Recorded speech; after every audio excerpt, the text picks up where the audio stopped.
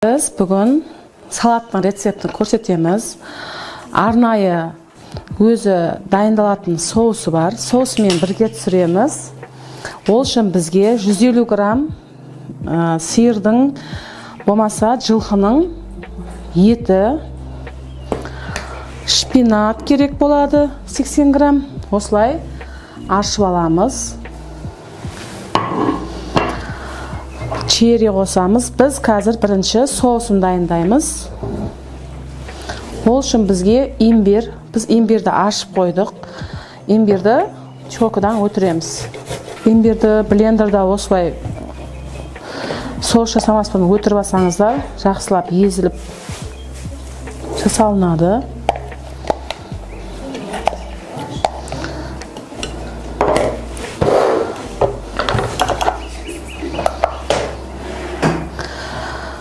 Осындай красный винный уксус, қызыл жүзімнің сіркесі бұл. 125 грамм. Қазір бізге 2 порцияға жететін және 125 грамның жартысын аламыз. 60 грамм, 65 грамм. Соевый соус 60 грамм.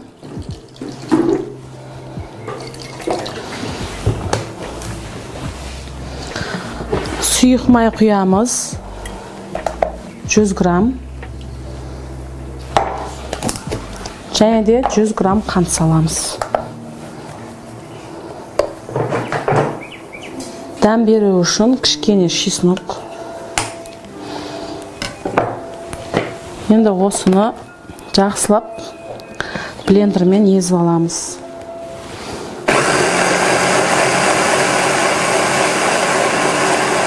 Осындай соусымыз дайын болды. Енді біз салатымызды маринадтаймыз. Ол үшін бізге кішкене ғана чеснок, соя тұздығы, май және де тұз, бұрыш керек болады.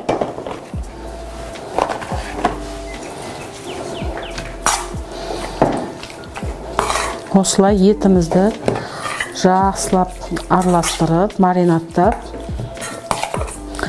табаға қуырып аламыз қазір. Осылай етімізді қуырып аламыз.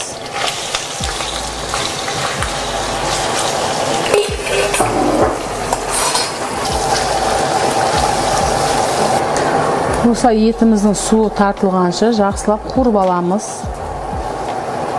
Біз оған дейін соусымызды сүзіп, етімізге дайындап, бір қайнатып аламыз. Осындай дайын соусымызды жақсылап сүзіп аламыз.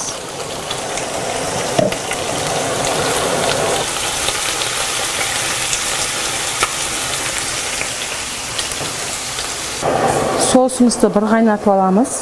Қайнаған соусқа осы етті дәмді болу үшін қайнаған кезде салып аламыз и салаттың бетіне жасаймыз. Соусымыз ұзақ қайнау шарт емес.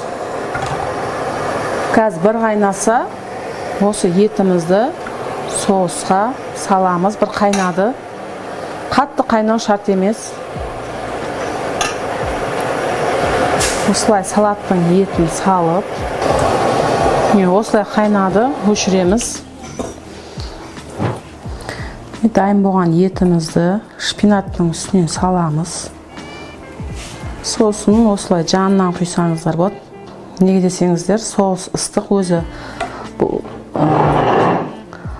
жылылай, ыстықлай тартылатын салат.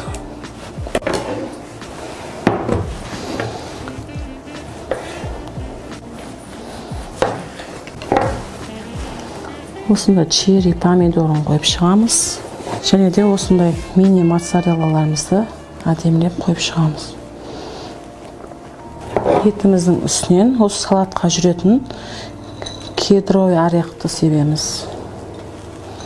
Осылай салатымыз дайын.